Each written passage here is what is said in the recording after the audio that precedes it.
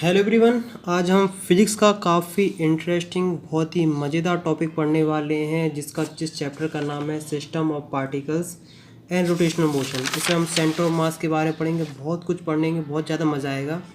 तो सबसे पहले ऐसा करो कि पेन एंड कॉपी साथ में लेके बैठा करो, क्योंकि इतना जान लो जो मेरा पहला लेक्चर होता है वो काफ़ी इंपॉर्टेंट और काफ़ी मज़ेदार होता है। ये सोचो अगर पहले लेक्चर से इतना इंटरेस्ट डेवलप कर दूंगा कि तुम्हें ये चैप्टर बिल्कुल भी कठिन नहीं लगेगा, इतना आसान लगेगा जिसकी कोई हद नहीं है। तो चलो स्टार्ट हो जाते हैं। सबसे पहले डालो system of particles and rotational motion. हम पूरी चीज़ों के बारे में समझेंगे कि आखिरकार देखो सुनो, मेरा तो ये रहता है कि जो भी पढ़ो ना इतना दिल से पढ़ो कि पूरा चीज़ समझ में आता जाए।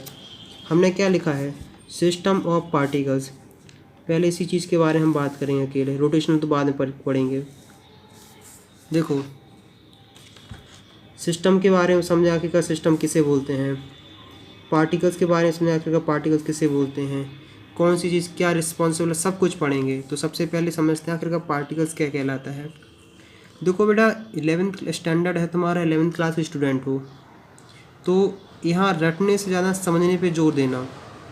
अगर कोई चीज़ समझोगे तो ज़्यादा देर तक रहेगी, और रटते हुए तो एग्ज़ाम में रटोगे दूसरे दिन भूल जाओगे। और फिज़िक्स कोई चीज़ रटने की सब्जेक्ट नहीं है। मैं कहता हूँ ना केमिस्ट्री रटने का होता है, ना फिज़िक्स रटने का, ना मैथ रटने का होता है। जो सब्जेक्ट मैं पढ़ाता हूँ उसमें तो बिल्कुल भी रटने की ज़रूरत नहीं होती है। हर चीज़ तुम्हें फील होगी, मज़ा आएगा। तो सबसे पहले हेडिंग डालो आखिरकार पार्टिकल्स क्या कहलाते हैं। आखिरकार किस चीज़ को हम लोग पार्टिकल्स कहते हैं। देखो अगर तुम केमिस्ट्री में कुछ जानते हो तो पार्टिकल्स किसे कहते हैं। पार्टिकल्स तुमने सुना होगा, एटम, मॉलिक्यूल्स, इन सबको पार्टिकल्स बोलते हैं। पार्टिकल्स मतलब उस ऑब्जेक्ट को बोलते हैं, क्या बोलते हैं, उस ऑब्जेक्ट को बोलते हैं जिनके पास फाइनाइट मास हो। देखो सिंपल सी डेफिनेशन लिखी है कि particles is defined as an object whose mass is finite. मतलब मास को हम उसका कंसीडर कर सकते हैं, but whose size and internal structure can be neglected. मतलब जिसकी साइज निगलेक्ट कर सकते हैं, मतलब बहुत ही छोटा सा चींटी के पैर को तुम निगलेक्ट कर सकते हो ना, लेकिन चींटी को निगलेक्ट नहीं कर सकते हो, लेकिन चींटी का पैर को निगलेक्ट कर सकते हो। मतलब ऐसा है कि पार्टिकल्स उस चीज़ को कहते हैं जो बहुत ही छोटी चीज़ होती है। तो ऐसा समझ सकते हैं। और जब मान लो हम यहाँ क्या तुम्हें कंसीडर कराएंगे दिमाग में, जैसे मान लो हमने क्या कहा है कि पार्टिकल्स कैसे, मान लो एटम को या मॉलिक्यूल्स को तुम पार्टिकल्स मान सकते हो। हम्म हम्म इतना है। आखिरकार सिस्टम हम किसे बोलते हैं। देखो अगर तुमने केमिस्ट्री में पढ़ रखा तो सिस्टम उस चीज़ को बोलते हैं जिसके ऊपर हम पूरा कंसंट्रेशन करने वाले हैं, जिसके ऊपर हम सब कुछ काम करने वाले हैं। और यहाँ जो बोलते हैं, जैसे मान लो ढेर सारे पार्टिकल्स मिलकर सिस्टम बनाते हैं ना। मतलब आज सिस्टम, देखो ये लिखी सबसे सिंपल सी आसान सी definition, system is a collection of very large number of particles which mutually interact with one another. अब देखो जो सिस्टम होता है ना, वो कलेक्शन ऑफ पार्टिकल्स होता है। जैसे अगर मान लो तुम क्या जानते हो, ऑब्जेक्ट होता है। अगर जैसे मान लो ये आयरन का एक पीस है, क्या है, एक आयरन का पीस है कि नहीं। ये किससे मिलके बना है, ये पार्टिकल से मिलके बना है कि नहीं। आखिरकार पार्टिकल्स क्या हैं, इसके आयरन के एटम। तो आयरन के एटम मिल के पार्टिकल्स बनाए हैं। इसका मतलब आयरन के जो एटम हैं वो पार्टिकल्स हैं, और जो पूरा दिख रहा है तुम्हें ये सिस्टम है। इस चीज़ के बारे में बात करने वाले हैं। जो इसके अंदर आयरन के एटम है ना, ये आपस में इंटरेक्ट हैं। तो आपस में अगर प्यार मोहब्बत है तो मतलब कुछ ना कुछ तो फोर्स प्रेजेंट होना चाहिए। उस फोर्स के बारे में हम लोग पढ़ेंगे। देखो फोर्स दो टाइप के होते हैं। क्या होते हैं, एक इंटरनल होते हैं, एक एक्सटर्नल होते हैं। जो पार्टिकल्स के आस बीचों में हैं, जैसे पार्टिकल्स एक दूसरे को होल्ड करके रखे हैं, उसको हम बोलते हैं internal forces. Internal force is responsible to hold particles. मतलब पार्टिकल्स को आपस में जोड़ के रखने के लिए रिस्पॉन्सिबल होता है कौन, इंटरनल फोर्सेस। और सिस्टम के आउटसाइड को जो फोर्स लगता है ना, उसे हम बोलते हैं एक्सटर्नल फोर्सेस। कितना सा रहा है। अगर मान लो तुम्हें एग्ज़ाम में समझ में नहीं आया कि तुम्हें कैसी डेफिनेशन लिखनी, उसने कहा कि write down the internal forces. देखो मैं ऐसे करता था। फोर्स तो जानते हो कि एक प्रकार का इंटरेक्शन होता है। अब देखो इंटरनल है ना, इसको मैं याद करता था इनसाइड से।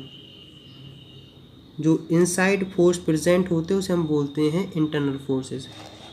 अब आ जाते हैं एक्सटर्नल। एक्सटर्नल फोर्स मतलब जो सिस्टम के आउटसाइड से लगाया जाता है ना, आउटसाइड फोर्स होते हैं, उसे हम बोलते हैं एक्सटर्नल फोर्सेस। तो एक्सटर्नल फोर्स की सिंपल सी डेफिनेशन क्या है? आउटसाइड फोर्स एक्सर्टेड ऑन, देखो on an object by any external agency. जैसे ये सिस्टम है, हम इस पे बाहर से देखो ये एजेंसी, एक्सटर्नल एजेंसी इस ऐसे लगा रहे हैं ना, तो इसे कहेंगे एक्सटर्नल फोर्सेस। और एक्सटर्नल फोर्स की वजह से ही किसी सिस्टम की वेलोसिटी में चेंज आता है। क्या आता है? किसी की वेलोसिटी में चेंजेस आता है। तो फोर्स के बारे में तुम लोग काफ़ी डिटेल में पढ़ चुके होगे, इतनी चीज़ बिल्कुल दिमाग में सेट कर लो। अगर यहाँ तक जिसको समझ में नहीं आए तो वीडियो पॉज करके रिवर्स में जाके देख सकते हो, तभी आगे चीज़ समझ में आएगी। क्योंकि अब जो हम पढ़ने वाले हैं सेंटर ऑफ मास पढ़ने वाले हैं, बहुत आसान है, बहुत बिल्कुल भी कठिन नहीं लगेगा। तो चलो हम पढ़ते हैं सेंटर ऑफ मास के बारे में। तो चलो हम शुरू करते हैं सेंटर ऑफ मास के बारे में पढ़ना स्टार्ट। तो देखो चलो, बहुत आसान है, बिल्कुल घबराने की वाली बात नहीं है। क्वेश्चन जो है ना, एक टाइप का क्वेश्चन होता है कि ऐसा सर्कल रहता है, उसमें से ऐसे पार्ट का कट कर देते हैं तो बताते हैं कि इसका सेंटर ऑफ मास क्या है। कोई स्क्वायर होगा, इसमें से ऐसे कट कर देंगे तो बताएंगे इसका सेंटर ऑफ मास क्या है। सब देखना तो बिल्कुल आसान लगने लगेगा, बिल्कुल तुम ऐसे चुटकी बजाओगे ना, क्वेश्चन सॉल्व हो जाएगा। लेकिन उससे पहले थोड़ा समझना है कि आखिरकार सेंटर ऑफ मास क्या होता है। देखो बहुत आसानी से बता देता हूँ, उसमें कोई बड़ी बात नहीं, सिंपल सी इंग्लिश है, इतनी तो लड़कों को आती है। लड़कियों की बात अलग है, लड़कियों को तो इतनी इंग्लिश आती जितनी ऑक्सफोर्ड वालों को भी नहीं आती होगी। लड़कों को इतनी भी नहीं आती, बस नाम के लिए इंग्लिश मीडियम में लड़के पढ़ते हैं। भाई इंग्लिश तो इतनी ऐसी होती है ना, इसकी हद नहीं है। घर वालों को उम्मीद रहती है कि लड़का इंग्लिश सीख के आएगा, इंग्लिश मीडियम स्कूल में पढ़ा रहे हैं, लेकिन कुछ भी कर लो लड़का इंग्लिश नहीं सीख सकता है। तब तक नहीं सीख सकता जब तक वो एसएससी की तैयारी ना करे, या फिर कोई सुंदर सी कन्या से या फिर उसके मन पसंद कन्या से रात की बात ना करे, तभी इंग्लिश सीख सकता। और दूसरा कोई कारण नहीं, कितनी भी ट्यूशन लगवा लेना नहीं सीख पाएगा। देखो लेकिन हम चमत्कारी काम करते रहते थे, ऐसे समझते थे, क्योंकि पढ़ाई को थोड़ा इंटरेस्टिंग बनाना था। सेंटर तो अपन जानते हैं कि सेंटर मतलब किसी चीज़ का सेंटर, और अब मास। अब देखो खोपड़ी यहाँ खिसकी है, क्या खिसकी है? खोपड़ी यहाँ खिसकी है कि अपन ने मास के बारे में सुना तो बहुत है, बचपन से अगर कोई चीज़ पढ़ी होगी, थोड़ी समझ में आएगी, वो मास है। अगर मैं तुमसे कहूँ कि तुम मतलब मास के बारे में तुम बहुत कुछ जानते हो, क्योंकि आखिरकार तुम्हें बहुत कुछ नेचर में दिखने को मिलता है। लेकिन बेटा यहीं क्या करो, वीडियो पॉज और सोचो कि आखिरकार मास क्या होता है। अगर तुमसे किसी छोटे से मतलब तुम्हारे जूनियर ने पूछ लिया कि भैया दीदी बताइए मास क्या होता है, तो बताओ तुम मास के बारे में क्या बताओगे, आखिरकार मास क्या होता है। क्यों? तो मास का जो सेंटर होता है उसे हम सेंटर ऑफ मास कहते हैं। आखिरकार हमें तो समझना है आखिरकार मास क्या होता है। तो वीडियो पॉज करो और एक बार सोचो कि क्या आखिरकार मास होता क्या है। वैसे मुझे यकीन है काफ़ी ज़्यादा सोचा होगा आखिरकार मास क्या है, मास क्या, तो बहुत कुछ सोच लिया होगा। तो अगर हम लोग चलो स्टार्ट करते हैं, बहुत सिंपल सा पढ़ेंगे। देखो मास वेट ये सब, देखो सबसे पहले दिमाग में एक सेट कर लेना कि जैसे मान लो तुम जो तराजू पे मतलब वेइंग मशीन पे अपना वेट तौलते हो, लोग कहते हैं कि वेट तौलते हैं, वो वेट नहीं, तुम्हारा मास होता है। क्योंकि फिजिक्स बहुत आसान है और बहुत इंटरेस्टिंग है, लोगों को कठिन इसलिए बन जाती है। उसके दो रीज़न हैं। क्या हैं उसके? दो रीज़न हैं कि पहली बात कि चारों तरफ फिजिक्स दिखती है लेकिन उसको हम समझ नहीं पाते हैं, आखिर के चारों तरफ में उसकी अंडरस्टैंडिंग नहीं हो। दूसरी है कि जिस तरीके से हम लोग को टीच करी जाती है वो स्टाइल ही गलत है, वो तरीका ही गलत है जिस तरीके से हम लोग को पढ़ाया जाता है। अगर फिजिक्स को पढ़ाया बहुत अच्छी से जाए तो इतना मान लो कि बहुत आसान है, इसकी हद नहीं है। तो चलो हम लोग अब बात करते हैं मास के बारे में। मास क्या है? बहुत ढेर सारी तुमने इसकी डेफिनेशन सोची होंगी, लेकिन मैं देखो बहुत सिंपल से बताता हूँ। देखो अलग अलग डेफिनेशन है, बहुत कुछ है। मैं अपनी भी एक बहुत आसान बताऊँगा कि मैंने कैसे दिमाग मास सेट किया है कि आखिरकार मास क्या होता है। It is a measurement of how much matter is an object. आखिरकार मास ही बताता है, मास ही मेज़र करता है कि आखिरकार किसी ऑब्जेक्ट के अंदर कितना मैटर है। मतलब दोबारा समझो, दोबारा समझो। आखिरकार मास ही बताता है कि किसी मैटर, किसी ऑब्जेक्ट के अंदर कितना मैटर है। जैसे देखो ये ऑब्जेक्ट है, अब जब इसका हम जो मास निकालेंगे तो मास ही बताएगा कि इसके अंदर कितना आयरन प्रेजेंट है, पहली डेफिनेशन। अगर हम फिजिक्स में पढ़ते हैं, देखो अभी तुम इसमें इसी चैप्टर में इनर्शिया के बारे में पढ़ लोगे in physics. It is quantitative measure of inertia, मतलब ये इनर्शिया के बारे में बताता है। मैं अभी इनर्शिया बताऊंगा, तुमने लॉ ऑफ इनर्शिया पढ़ के रखा, बहुत कुछ पढ़ा होगा इनर्शिया के बारे में। तो को पहली बात है कि मास एक फंडामेंटल क्वांटिटी है, फंडामेंटल प्रॉपर्टी है। 7 फंडामेंटल में से एक क्या है, मास है। तो उस चीज़ के बाद मतलब इतना है कि अगर तुम मास यहाँ से समझाओगे तो वहाँ फंस जाओगे, वहाँ से समझाओगे यहाँ फंस जाओगे। देखो और इफ़ेक्ट अगर तुम्हें कैसे देखने को मिलता है, देखो इट इज़ द रेजिस्टेंस, मतलब मास एक प्रकार का रेजिस्टेंस है। क्या है, दोबारा सुनो, देखो मास एक प्रकार का रेजिस्टेंस है that a body of matter offer to change in its speeds, मतलब देखो सुनो, मास एक प्रकार का रेजिस्टेंस है जो बॉडी की पोजीशन और स्पीड चेंज में रेजिस्ट करता है। कि जैसे अगर मान लो ये तुम्हारे पास ऑब्जेक्ट है, अगर मान लो इसके पास क्या नहीं होता, मास नहीं होता, तो इससे तुम्हें कोई भी रेजिस्टेंस नहीं लगता कि इसे मूव करने में, इसकी पोजीशन चेंज या इसकी स्पीड चेंज करने में। इसका मतलब है कि जो किसी चीज़ में दिक्कत होती है, मतलब उसकी पोजीशन स्पीड चेंज करने में जो रेजिस्टेंस तुम्हें फील होता है ना, जिसके लिए तुम्हें फोर्स लगाना पड़ता है, वो किसकी वजह से है, मास की वजह से। मतलब काफ़ी कॉम्प्लिकेटेड हो गया मास ही मास, तो मास कुछ ज़्यादा ही मास हो गया है। देखो मैंने सिंपल सा कैसे समझा था कि मास वो चीज़ है जो स्पेस ऑक्यूपाई करे। क्या करे, बहुत सिंपल सा, क्या करे, मास वो चीज़ है जो स्पेस ऑक्यूपाई करे। जैसे देखो ये ऑब्जेक्ट है, ये इतना स्पेस ऑक्यूपाई कर रहा है कि नहीं, देखो कर रहा है कि नहीं, इसका मतलब ये मास है। मतलब बहुत सिंपल है, क्योंकि देखो ज़्यादा अगर कॉम्प्लिकेटेड बनाओगे तो बहुत घूम जाओगे। अगर मास में ज़्यादा थोड़ी बहुत परेशानी आ रही तो कोई घबराने वाली बात नहीं, क्योंकि आगे आगे बहुत कुछ क्लियर होता जाएगा। अब चलो हम लोग बात करते हैं सेंटर ऑफ मास के बारे में।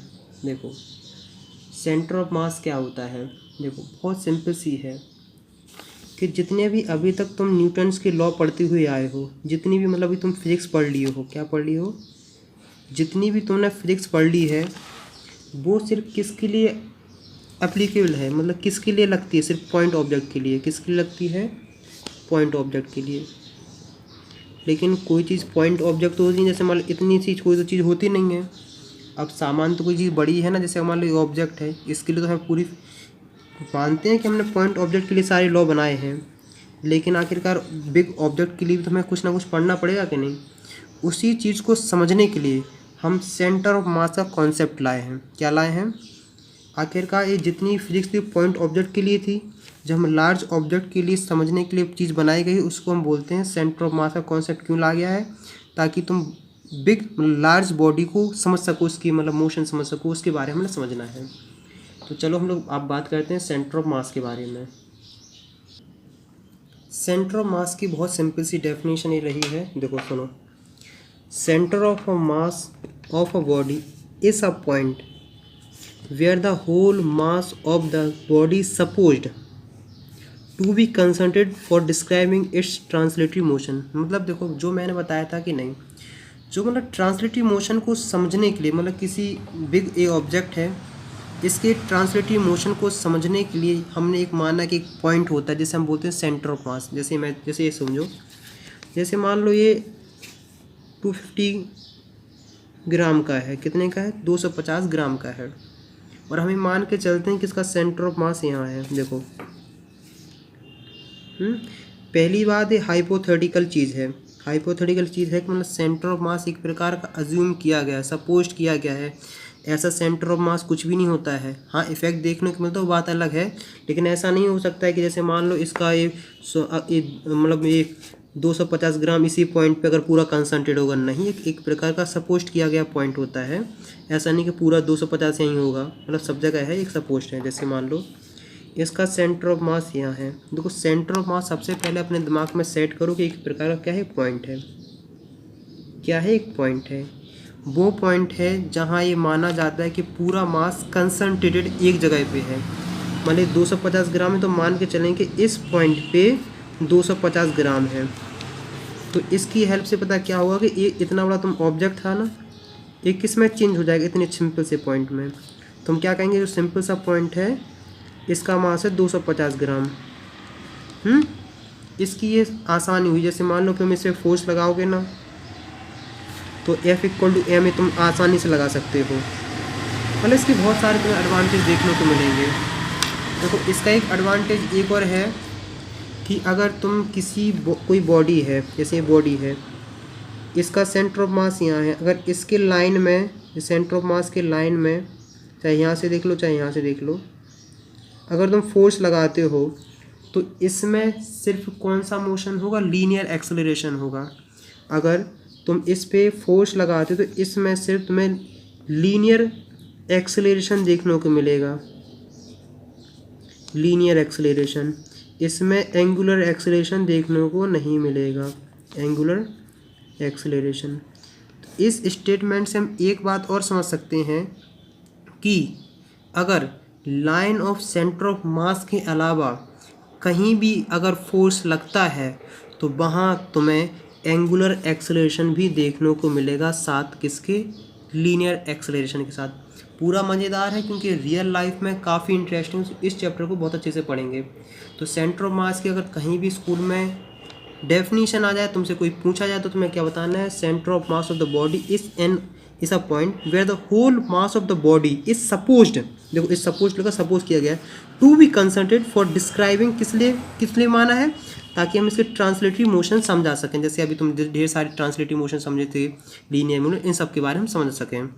तो बेसिकली मैं अपने दिमाग में एक सेट रखता था कि सेंटर ऑफ मास क्या है। सेंटर ऑफ मास वो पॉइंट है जहाँ पूरी बॉडी का मास होता है।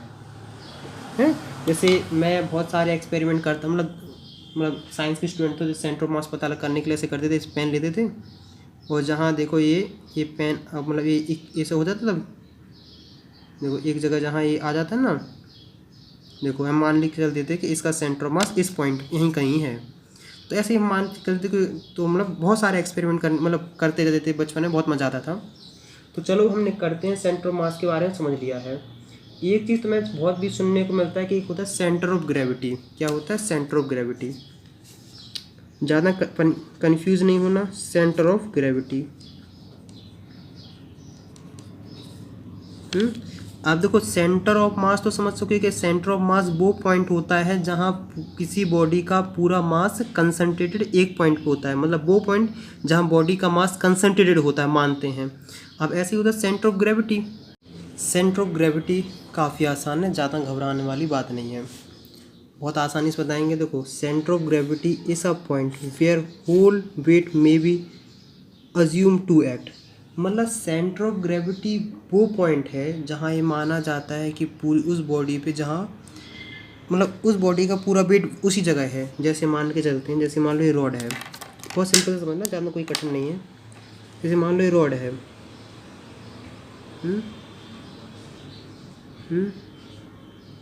क्या है, रॉड है, और सेंटर ऑफ ग्रेविटी तभी आएगी जब यहाँ ग्रेविटी की बात चलेगी, तभी सेंटर ऑफ ग्रेविटी होती है। देखो जो सेंटर ऑफ मास है, अगर बॉडी के पास मास है तो सेंटर ऑफ मास आता ही, चर्चा उसकी होती ही रहेगी। सेंटर ऑफ मास चाहे तुम स्पेस में चले जाओ, तुम कहीं भी चले जाओ, सेंटर ऑफ मास जब तक उसकी कॉन्फ़िगरेशन चेंज नहीं करोगे, मतलब उसका शेप साइज चेंज नहीं करोगे, तो सेंटर ऑफ मास जब तक मास का डिस्ट्रीब्यूशन चेंज नहीं करोगे ना, तब तक सेंटर ऑफ मास चेंज नहीं होने वाला है। लेकिन सेंटर ऑफ ग्रेविटी देखो माउंट एवरेस्ट पे अलग होती जाती है, धीमे धीमे सब बताएंगे। जैसे मान के चलते हैं कि तुमने यहाँ ये लगा दिया सपोर्ट, हमने मान के चलते हैं कि इस पॉइंट पे ये रॉड गिर नहीं रही है, सेंटर ग्रेविटी है ये रही, ग्रेविटी मतलब ये रही, ऐसी रही है। क्या है, एक ग्रेविटी है, बहुत सिंपल सा समझना है। तो इसका मतलब है कि जितना वेट इस मतलब इस जो पॉइंट है ना, ये जैसे इस पॉइंट को हम बोलेंगे क्या, इसे जनरल CG बोलते हैं। जैसे सेंटर ऑफ ग्रेविटी, जैसे तुम जो इंसान होते हैं, इंसान की जो नाभि होती है ना, वहाँ सेंटर ऑफ ग्रेविटी माना जाता है। बहुत इंटरेस्टिंग टॉपिक है, धीमे धीमे बताएंगे। देखो सेंटर ऑफ ग्रेविटी मतलब जितना वेट इस साइड लग रहा है उतना ही वेट उस साइड भी लगेगा। इस सेंटर ऑफ ग्रेविटी का कहने का मतलब ये होता है, इतना समझ लो कि सेंटर ऑफ ग्रेविटी एक प्रकार का हाइपोथेटिकल पॉइंट है। क्या? देखो दोबारा सुनो, सेंटर ऑफ ग्रेविटी एक प्रकार का हाइपोथेटिकल पॉइंट है, वो पॉइंट जहाँ ये माना जाता है कि उसका सारा वेट उसी जगह है। जैसे मान लो इंसान है, तो इंसान का माना जाता है कि जो नाभि है सारा वेट उसका वहीं कंसंट्रेटेड है, मतलब सारा तो इतनी छोटी सी बात है, क्लियर हो गई होगी। देखो सेंटर ऑफ मास को जनरली CM से रिप्रेजेंट करते हैं और सेंटर ऑफ ग्रेविटी को कोई COG और कोई CG से रिप्रेजेंट करते हैं। हमने बेसिक आखिरकार देख लिया सेंटर ऑफ मास क्या होता है, सेंटर ऑफ ग्रेविटी क्या होता है। एक इम्पॉर्टेंट बात बता दूं कि अगर क्या बोलते हैं जो ग्रेविटेशनल फोर्स या ग्रेविटेशनल फील्ड यूनिफॉर्म है, मतलब ग्रेविटेशनल जो फील्ड होती हैं अगर वो यूनिफॉर्म है तो सेंटर ऑफ मास भी वहीं होता है जहाँ सेंटर ऑफ ग्रेविटी होता है। ये कह सकते हैं जहाँ सेंटर ऑफ मास होता है वहीं सेंटर ऑफ ग्रेविटी होती है, सेंटर ऑफ ग्रेविटी होता है अगर ग्रेविटेशनल फील्ड यूनिफॉर्म है। अगर मैं तुमसे कहूँ कि अर्थ पे जो होता है ना, जैसे तुम अभी ग्राउंड जहाँ भी हो ना, वो वहाँ जहाँ सेंटर ऑफ मास होता है वहीं सेंटर ऑफ ग्रेविटी होता है किसी ऑब्जेक्ट का। जैसे मान के चलते हैं तुम हो, तुम्हारी जो नाभि है वो अभी सेंटर ऑफ मास भी वही है और सेंटर ऑफ ग्रेविटी भी वही है। जैसे ये रॉड है, इसका इस सेंटर ऑफ मास भी यही है और सेंटर ऑफ ग्रेविटी भी यही है। ज़्यादा कन्फ्यूजन नहीं होने वाली। 11th स्टैंडर्ड में हो या तुम्हें न्यूमेरिकल करने पड़ेंगे, उन न्यूमेरिकल के बारे में हम नेक्स्ट वीडियो में ट्राई करेंगे, मतलब नेक्स्ट वीडियो में हम लोग उसे करेंगे। काफ़ी मज़ेदार, यहाँ तो सिंपल सा इंट्रोडक्शन था, तो नेक्स्ट वीडियो में पूरा फुल डिटेल में बताऊँगा, तो नेक्स्ट वीडियो में देखते रहिए। और हाँ, एक अगर यहाँ तक वीडियो देख रहे हो तो एक दो को सिंपल सी एक हेल्प चाहिए है कि ये वीडियो अपने फ्रेंड में ज़्यादा से ज़्यादा शेयर करें, मतलब अपना जो भी फ्रेंड सर्कल हो उसमें ज़्यादा से ज़्यादा शेयर करें। नेक्स्ट वीडियो में देखना बहुत ज़्यादा बेहतरीन मज़ा आने वाला है, वहाँ अच्छे से हम लोग पढ़ने वाले हैं।